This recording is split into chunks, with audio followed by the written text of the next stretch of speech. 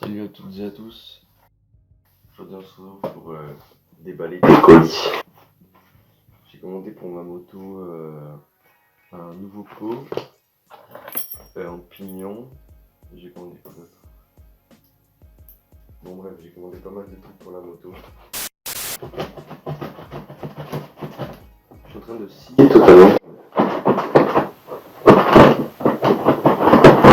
Parce que je suis un cassos, j'ai pas prévu de ciseaux. Bah t'es un con. On va pas là en fait. Ouais non il est con pas. Parce que ici il y en a. Et bah non. Bon bah allez on va découper avec ça, c'est pas grave. One eternity later. Mais ouais, là il y a de la pâte à joint pour au cas où j'en ai besoin, parce que j'en ai pas. Et puis j'ai aussi, putain là bien sûr on va pas voir, mais voilà, il y a un pignon 14. Alors ici on a la cartouche de peau Genelli.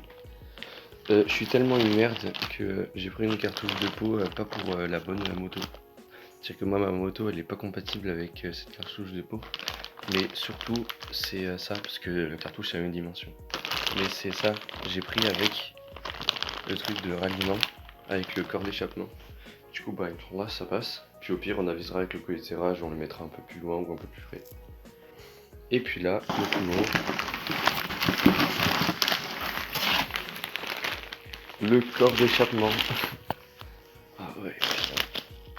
Alors, j'ai pris un pot Gianelli Enduro. Enfin là c'est un haro, mais parce que c'est exactement le même que le Gianelli Enduro.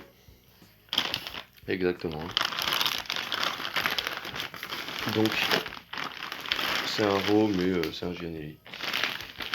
C'est pour ça, à la base je devais prendre les deux comme ça, sauf que évidemment il y en a un qui était rupture de stock, et le temps que je disais à ma mère que ça partait vite, le deuxième était rupture de stock. Du coup il ne restait plus que un haro et je me suis grouillé le cul. Ensuite là dedans, normalement il y a dedans, il y a des... Ah ouais mais il y a un bout de scotch.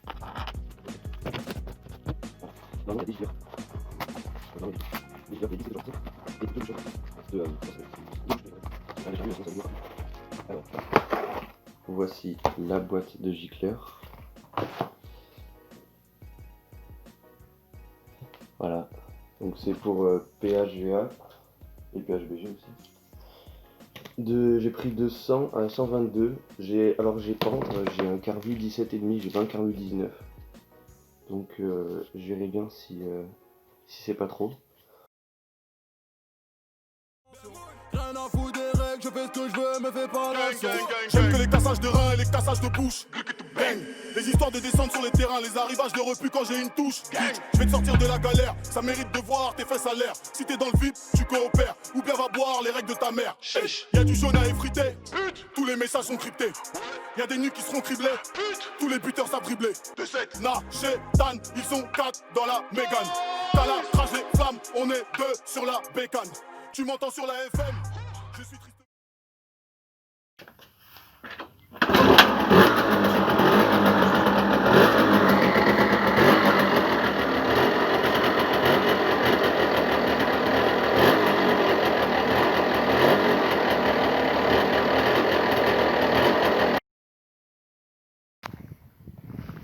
Bon, maintenant on va le démarrer pour vous faire écouter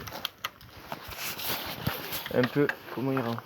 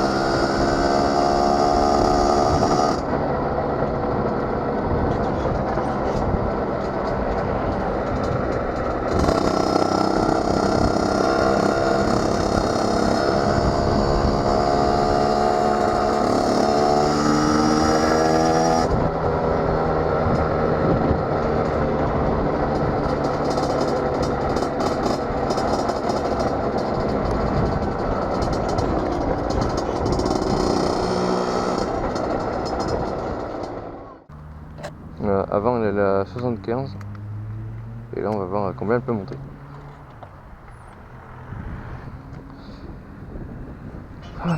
Bon, vélo origine, j'espère que ça va pas péter.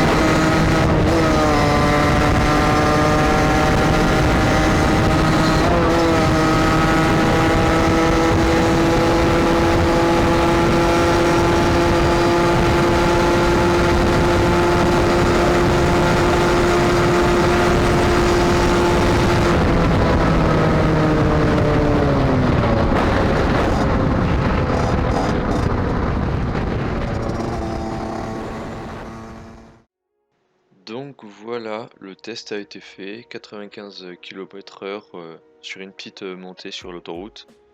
Elle a déjà tapé les 100 même sur du plat, mais j'évite de trop y aller parce que ça monte dans les tours. Et bah vélo origine, c'est pas fait pour aller à 12 000 tours. Donc là elle était autour de 11 000, 11 500. Donc pour la moto je l'ai achetée en concession, elle était déjà... enfin, elle était bridée. Il y avait pas origine bridée, il y avait juste le CDI débridé. Et voilà, c'est tout. Et elle montait déjà à 75, donc quand je l'ai achetée, elle avait 17 000 km. Là, j'ai fait 500 bornes avec.